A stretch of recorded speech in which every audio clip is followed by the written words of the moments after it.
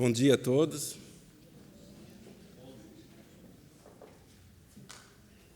Nós vamos hoje abordar um tema assim, onde a ciência ainda não conseguiu, com toda a sua pujança, entender as questões do fluido vital, né?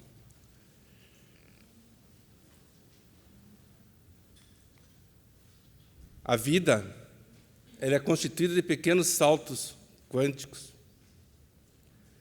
E para entender um pouco de quântico, em 1900, Max Planck formulou a hipótese de que toda energia irradiada ela é absorvida na forma de elementos discretos, chamados quanta. Segundo a teoria, cada um desses quantas tem energia proporcional à frequência da radiação eletromagnética emitida ou absorvida.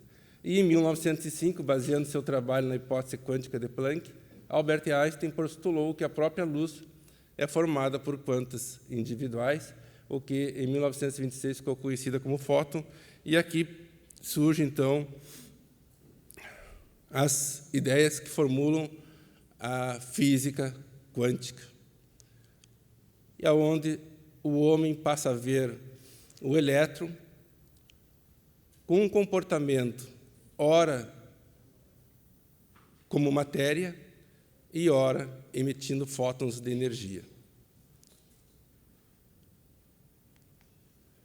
E para avaliar a trajetória da humanidade, as alterações do comportamento do organismo social e as flutuações da política e economia dos povos, há que se considerar os fatores espirituais e os valores desenvolvidos pelo ser ao longo de sua trajetória evolutiva. Tais valores e fatores de natureza não física representam a realidade quântica ou o salto quântico. São campos de energia formados pelo comportamento social em sua oscilação entre o mundo de fenômenos materiais e o mundo imponderável dos espíritos. Então, a sociedade ela vai evoluindo em pequenos saltos quânticos, aonde esses fatores de natureza física, os valores que nós adquirimos ao longo de nossas existências da sociedade, fazem com que nós vamos evoluindo, conforme o Dr. Tristão mostrou aquele slide da evolução do homem, né? O homem vai evoluindo em pequenos saltos quânticos. E a matéria vai perdendo a sua importância máxima e integra-se ao mundo do invisível, transformada agora em fluidos mais ou menos utilizados, e a energia confunde-se com outras vibrações do universo. E a vida espiritual alimenta tudo e todos, que é essa energia que nos envolve. Um conceito de homeostase. Homeostasia ou homeostase, a partir dos termos gregos homeos, similar ou igual, e estasis, estático, é a condição relativa à estabilidade da qual o organismo necessita para realizar suas funções adequadamente para o equilíbrio do corpo. Esse fenômeno foi descrito pela primeira vez por Claude Bernard e, posteriormente, estudado por Walter Cannon. O primeiro, em 1859, disse que todos os mecanismos vitais, por mais variados que sejam, não têm outro objetivo além da manutenção da estabilidade das condições do meio interno. O segundo, em 1929, chamou essa estabilidade de homeostase. Esse termo tem sido muito utilizado, homeostase, inclusive dentro da psicologia positivista, é um termo que se aproxima da resiliência. As empresas de seguro usam o termo homeostase para se referir, por exemplo, numa situação em que o homem desenvolveu o freio ABS nos carros, né? E o ser humano, nós, quando adquirimos esse carro com um freio melhor, eles acreditavam que nós fôssemos diminuir o índice de acidentes. Mas nós, seres humanos, nos adaptamos dentro de um conceito de homeostase e passamos a andar mais rápido e os níveis de acidente continuaram sendo os mesmos, né? E, dessa forma, nós vamos tentar também, durante a nossa apresentação, mostrar um termo da homeostase fluídica. Alguns conceitos do Livro dos Espíritos sobre o princípio vital. Então, qual é a causa da animalização da matéria? É sua união com o princípio vital. E o princípio vital resiste num agente particular ou não é mais que uma propriedade da matéria organizada? Numa palavra, o princípio vital é um efeito ou uma causa? É uma e outra coisa. Então, a vida é um efeito produzido pela ação de um agente sobre a matéria. Esse agente sem a matéria não é vida, da mesma forma que a matéria não pode viver sem agente. Ele dá vida a todos os seres que o absorvem e o assimilam. Então, o princípio vital ele está no ambiente como o oxigênio está para nós. Nós respiramos, nós temos esse fluido no ambiente, e a união desse fluido com a matéria que vai dar vida. E a vitalidade é um atributo permanente do agente vital ou se desenvolve apenas em razão do funcionamento dos órgãos. A vitalidade ela não se desenvolve senão com o corpo. É necessário a união dessas duas coisas para produzir a vida. E Kardec nos informa que o princípio vital tem sua fonte na matéria cósmica universal modificada e é, para vós, um elemento como o oxigênio e o hidrogênio. E o princípio vital é a força motriz dos corpos orgânicos. Na Gênesis, no capítulo 10, Kardec nos diz que qualquer que seja a opinião que se faça sobre a natureza do princípio vital, ele existe uma vez que ele vem os efeitos. Podemos decompor e recompor a maioria dos compostos inorgânicos. Podemos decompor os orgânicos, mas nunca se chegou a reconstituir mesmo a folha morta, prova que há nessa alguma coisa que não existe nos compostos inorgânicos. Então, nós conseguimos, a partir de uma célula viva, produzir um ser vivo, mas a partir de uma célula morta não se consegue nada, porque há alguma coisa aí que não permite com que haja vida, né? Então, na questão 68 do Livro dos Espíritos, qual é a causa da morte entre os seres orgânicos? O esgotamento dos órgãos. Os órgãos estão, por assim dizer, impregnados de fluido vital.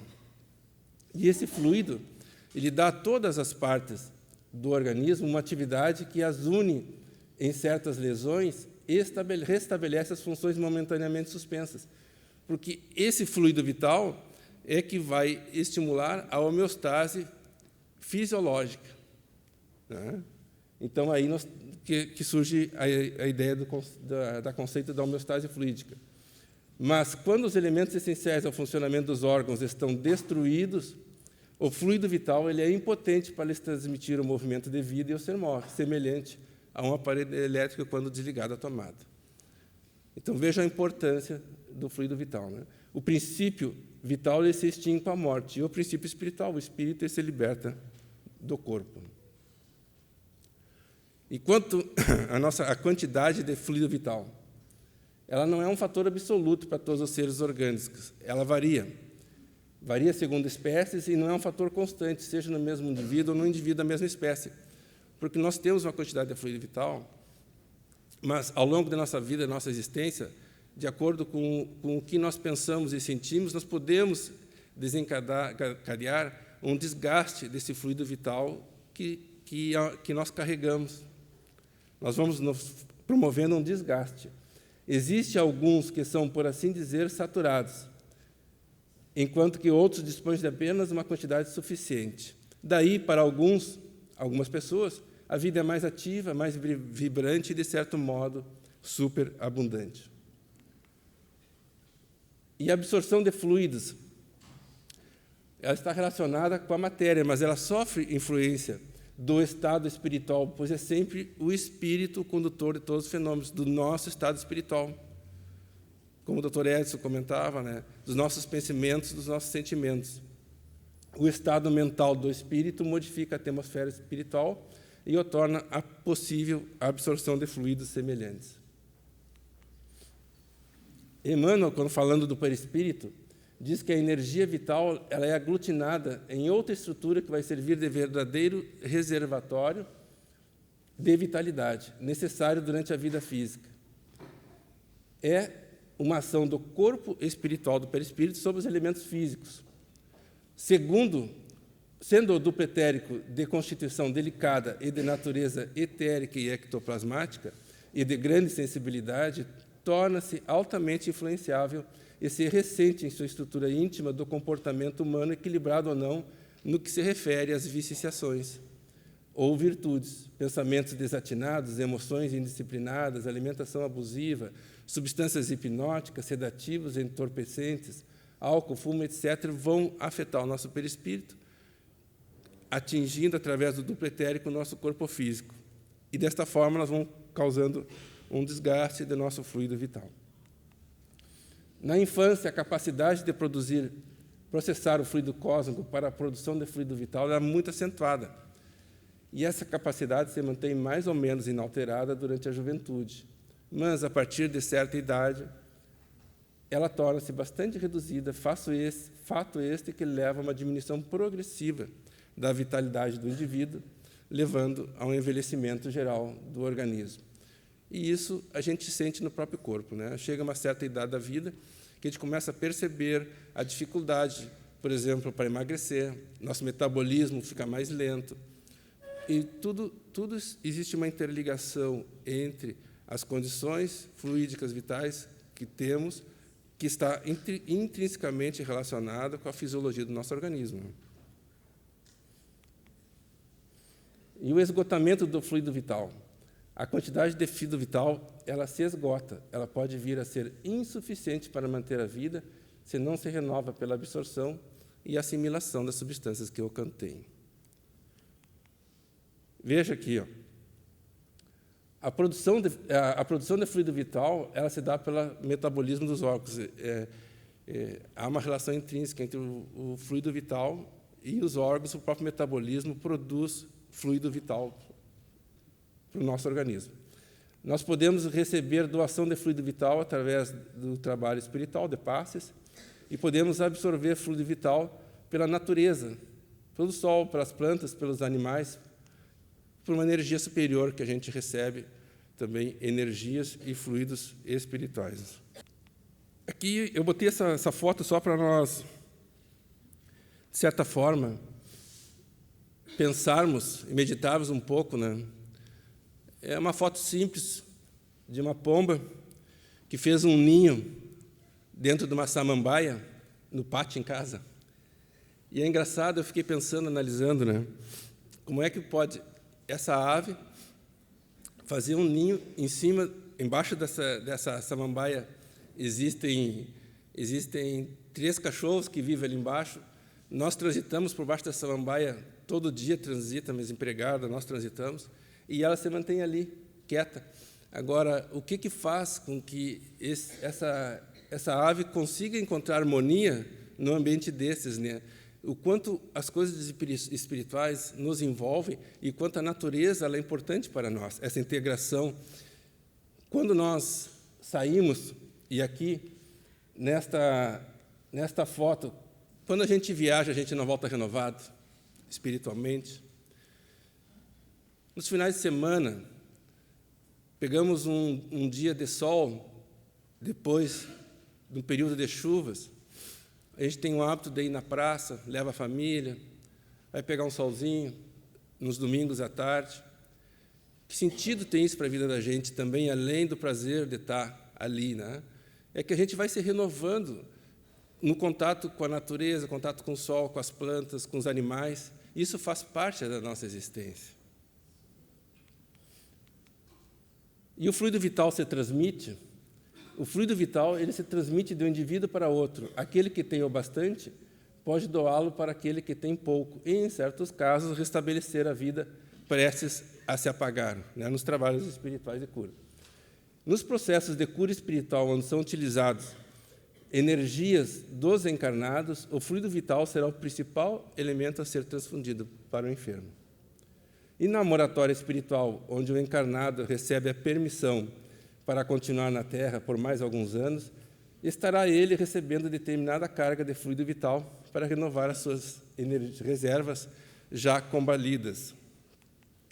E aqui nós temos um caso de uma médica que nos permitiu que usássemos esse slide. Eu sei que aqui, com essa luz, vai ficar um pouco difícil de identificar o que eu quero mostrar para vocês, mas essas fotos foram feitas em sequência. A primeira foto ela está próxima dessa floreira, e como ela estava muito próxima, ela ficou atrás da floreira. Quem fez a foto pediu para ela recuar um pouquinho para trás e repetiu a foto. Como ela já tem uma percepção, isso foi no primeiro Congresso Latino-Americano de Medicina e Espiritualidade no Punta del Este, ela, como sempre tem percepções que, quando faz fotos, sempre aparece alguma manifestação, alguma alteração nas fotos, ela foi revisar as fotos e nós observamos aqui algo diferente que não está presente aqui nesta foto. E aqui nessa seta vermelha, se vocês, daí vai ser, eu estou vendo que pelo slide é mais difícil de identificar, mas vamos ver aqui, ó. Se vocês observarem, existem 3 objetos aqui sobre a roupa dela, direcionados ao tórax, e uma ligação com um cano que comunica essas flores direcionados, trazendo fluido em direção a ela, né? Aí eu vou contar para vocês assim tentar explicar como que eu fui justificar para ela o que era esse fenômeno. Também em cirurgias, já há uns 6, 7 anos, que eu observo a presença de fluidos espirituais quando eu faço cirurgias. E isso sempre, no início, assim, me causou um pouco de estresse, porque, de repente, como eu já opero há 20 anos, de repente começou a aparecer fluidos espirituais nas seringas, no soro dos pacientes, como se fossem bolhas de ar. E isso me causou um pouco de estresse no início. E, conversando com médiuns, trocando umas ideias, eu comecei a me dar conta que aquilo não passava de fluidos espirituais, porque, na hora que eu aspiro o líquido dentro da seringa, não tem como entrar ar. Isso tudo é feito com controle, eu estou ali visualizando. Então, não havia a possibilidade de ter entrado ar dentro da seringa. Aí, no Encontrame de 2016, em Curitiba, eu fui preparar a palestra sobre esse tema e não encontrava a relação de bibliografia sobre o tema fluidos espirituais. Separei vários livros para tentar procurar alguma coisa que embasasse aquela palestra que eu ia dar. E um dia um médium me passa um papelzinho e me diz que a espiritualidade pediu para mim estudar o livro Painéis da Obsessão, de Manuel Filomeno de Miranda, que foi escrito por Divaldo.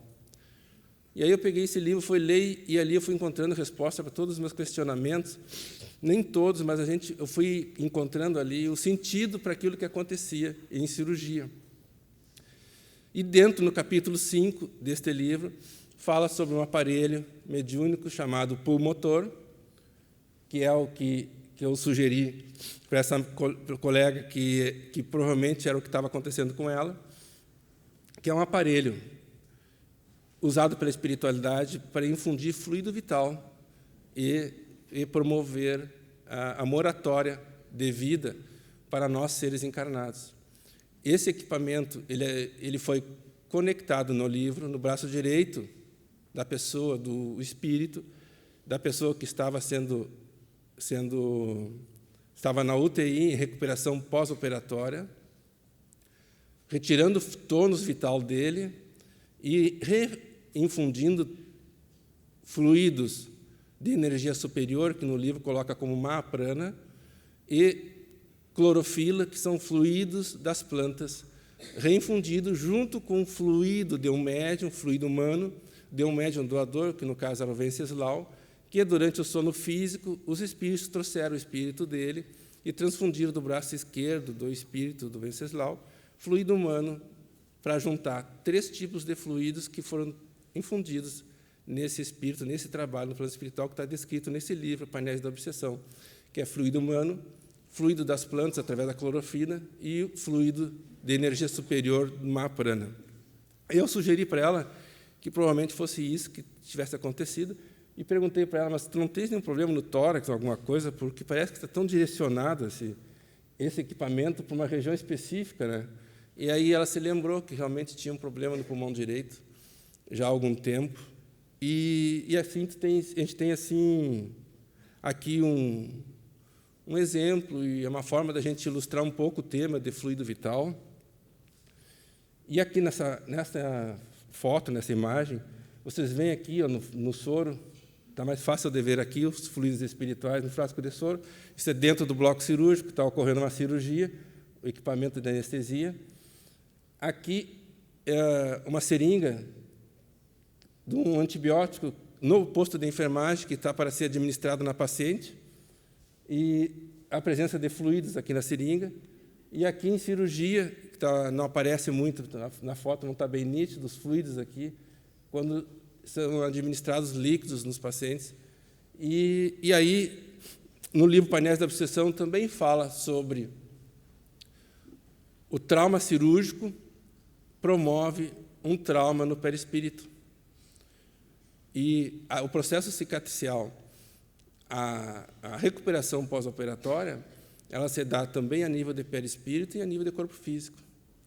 E aí você questiona, será que esses fluidos não sejam fluidos que colaborem, que auxiliem na recomposição do perispírito e no processo de cicatrização, de recuperação da cirurgia? A gente fica sempre se questionando, em dúvidas, né? E é engraçado assim que durante o processo da anestesia a gente tem observado que o paciente, eu tive um caso de uma paciente que fez uma cirurgia sob anestesia geral. Ela se acordou da cirurgia, foi para a sala de recuperação e ela estava ainda sob efeito dos anestésicos. E eu fui para a sala dos médicos e daqui a pouco veio o pessoal da enfermagem me chamando correndo, né? Doutora, vai lá ver a paciente lá, que a paciente está falando com os mortos lá, não sei o que está acontecendo, né? E eu saí correndo para ver o que estava acontecendo. E cheguei na sala de recuperação, ainda peguei ela saindo do transe, que ela estava espiritual, conversando com o marido desencarnado. Então, a paciente, quando entrou naquele transe, começou a chamar pelo marido, e as gurias da sala de recuperação foram procurar os familiares, e a paciente está perguntando para o fulano de tal. E aí os familiares disseram, mas esse fulano de tal já morreu, é o ex-marido dela. Aí elas voltaram e viram, ela estava conversando com o marido, né? Veja o quanto assim, ó, é interessante, é apaixonante esse tema, porque a indução anestésica facilita com que o espírito do paciente possa ter contato com familiares ou com espíritos, com obsessores, e isso se reflete no corpo físico. Veja que naquele exemplo do pomotor, junto com o paciente que tinha sido submetido a uma toractomia, uma pneumectomia, que estava na UTI em recuperação pós-operatória, à medida que o plano espiritual fazia aquela infusão de fluidos vitais sobre o espírito daquele paciente, imediatamente repercutia no corpo físico, lá na UTI, em melhora do quadro físico dele. Imediatamente, isso está descrito no livro, né? Bem, vamos adiante. Falar um pouquinho sobre o pensamento e o envelhecimento, porque, como o doutor Cristão tinha nos comentado, a importância das nossas emoções, dos nossos pensamentos, né? Na Gênese espiritual, o fluido perispiritual é, pois, o traço de união entre o espírito e a matéria. Durante a sua união com o corpo, é o veículo do seu pensamento para transmitir o movimento às diferentes partes do organismo que agem sob impulso de sua vontade e para repercutir no espírito as sensações produzidas pelos agentes exteriores. E eles têm por fio condutores os nervos.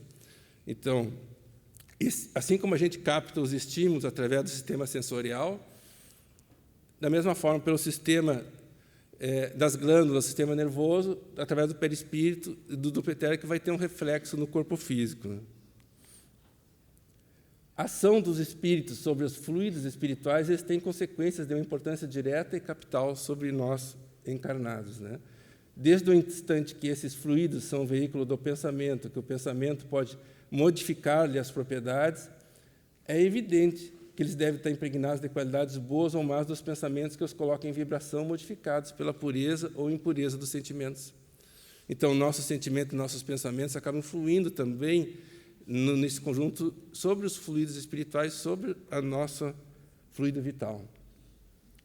O pensamento, Se os fluidos ambientes são modificados pela projeção dos pensamentos do espírito, seu envoltório perispiritual, que é a parte constituinte do seu ser, que recebe diretamente e de maneira permanente a impressão de seus pensamentos, deve mais ainda carregar a marca das qualidades boas ou más de nossos pensamentos, do que nós sentimos em nossas vidas.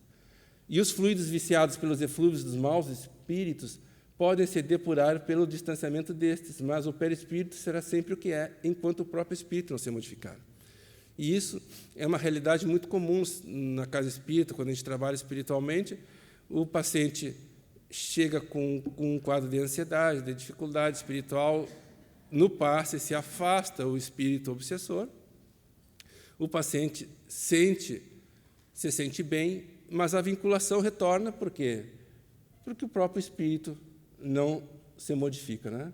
E esses fluidos agindo sobre o perispírito, este, por sua vez, reage sobre o organismo material com o qual está em contato molecular. Se os eflúvios são de boa natureza, o corpo sente-lhes uma impressão salutar. Se são maus, a impressão é penosa. E se os maus são permanentes e enérgicos, eles podem determinar desordens físicas e certas doenças não têm outra causa, né? A sugestão mental de doença. O instrutor André Luiz, no livro Libertação, no capítulo 2, diz: dirija o homem sua vontade para a ideia de doença e a moléstia lhe responderá ao apelo, com todas as características dos moldes estruturados pelo pensamento enfermiço. Mas é preciso ter em mente que o espírito é que mantém a coesão e o equilíbrio de tudo, com o comando mental por intermédio de oscilações inestancáveis do pensamento. Deste modo, as células sofrem o impacto constante das radiações mentais e absorvem os princípios de ação e reação deste ou daquele teor. As criações mentais que nós fizemos, o Dr. Edson comentou, o que nós fizemos de nossas vidas, o que nós criamos, isso vai se refletindo no nosso perispírito e, através do petérico, vai chegar no nosso corpo físico. E, naquele slide que o Dr. Tristão mostrou, os pontos sensíveis que nós temos de dor, que ele exemplificou na coluna, todos nós temos um ponto nevrálgico que está relacionado com nossos comprometimentos passados. E quando nós passamos por um processo obsessivo, o primeiro ponto aonde o espírito obsessor vai deixar um fluido negativo vai ser sobre aquela região que já é enfermiça do perispírito, com um sentido qual? De provocar dor. Porque quando ele nos provoca dor, nos faz. A intenção do espírito necessitado é desenvolver a dor em nós, né? E, através desse mecanismo, que o espírito procura deixar o fluido aonde está o nosso ponto fraco, né? O equilíbrio fluídico, as posturas equivocadas, as emoções descontroladas podem emergir do passado espiritual em forma de conflitos psicológicos ou enfermidades físicas. Mas, uma vez que o homem se reeduca de acordo com as leis da vida, no desenvolvimento do auto-amor, tais energias em desequilíbrio encontram novamente a harmonia, essa homeostase fluídica dos fluidos, né? Quando a desarmonia está no campo emocional, mais facilmente se transfere para o campo denso através dos chakras, que automaticamente distribui esse fluido mórbido nos locais mais sensíveis do corpo somático. E aí as dores vão acontecer naqueles pontos sensíveis que nós temos lá no perispírito, né? A falta de energia que ativa a vitalidade pode ser resultado de um bloqueio que impede a circulação do fluido vital, deixando o órgão correspondente atrofiado ou sem o campo energético que o mantém ativo. Observa-se, então, certo enfraquecimento do órgão com o embaçamento da áurea ou campo energético que o circunda. Porque o fluxo das energias, da energia vital, naquele órgão afetado, se torna enfraquecido. Se a homeostase fluídica, se nosso equilíbrio da homeostase não se dá harmonicamente, porque o organismo tem seu próprio mecanismo de equilíbrio que vai promover a saúde, quando as agressões que nós fizemos através do nosso corpo perispiritual, do petérico, sobre o corpo físico, atinge um grau tal que essa energia vital não consegue, através da homeostase, fazer o equilíbrio de fluidos naquele corpo denso, e ali começa a se estabelecer o início de um processo de doença, né? E isso pode nos levar a reavaliar certos conceitos modernos a respeito da saúde e das enfermidades, né? A reeducação, a nossa reeducação, né? Tais focos de desarmonia requerem um ponto de equilíbrio em que a terapia evangélica aconselha acontecer através da reeducação.